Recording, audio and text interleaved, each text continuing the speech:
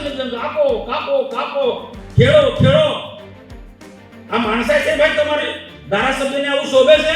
તમારી આસપાસની ટોળકી, તમારા આસપાસના મિત્રો, તમારા કાર્યકર્તાનો ખેડાવો છો ને બીજો ગરીબ માણસ ક્યાં જશે ભાઈ?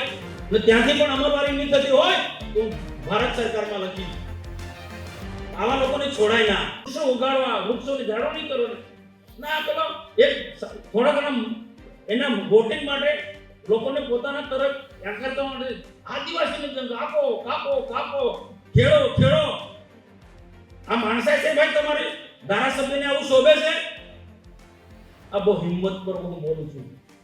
એ આ બોલવા માટે મને કોઈ જાતનો ડર નથી. ધારાસભ્ય હોય કે મોટો ચમરબંધી હોય, ગેરકાનૂની કૃત્ય કરતો હોય, હું એને જાહેરમાં વખોડી કાઢું છું.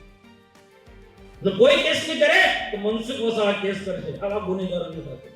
કર્મચારી કામ કરે છે તો એના ફીલ્ડ પર, પોલીસ રીતના કામ કરે છે, એને ધમકાવો તમે. એની ડ્યુટી છે, એને કોઈ અરજી થઈ હોય તો ચેક કરવા માટે. પોલીસની ડ્યુટી છે, આ ફોરેસ્ટ વિભાગની ડ્યુટી છે. ગેરકાયદેસર બધાને ખેડાણ થવા દેવું.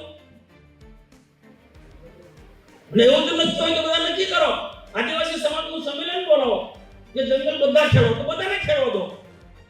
તમારી આસપાસની ટોળકી, તમારા આસપાસના મિત્રો, તમારા કાર્યકર્તાનો ખેડાવો છો ને બીજો ગરીબ માણસ ક્યાં જશે ભાઈ? ગરીબ માણસ ક્યાં જશે? ધારાસભ્ય, એના સગા સંબંધીઓ કે એના આસપાસના લોકો જંગલમાં ફાવે ત્યાં ઘર બાંધી લેવાનું, જંગલની જમીન ખેડી લેવાની. ન્યાય, આને ન્યાય ના કહેવાય.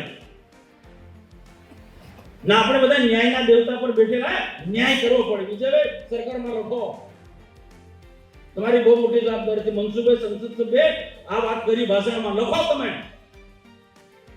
મુખ્યમંત્રી લખો. ને ત્યાંથી પણ અમલવારી નહીં થતી હોય તો ભારત સરકારમાં લખીશ.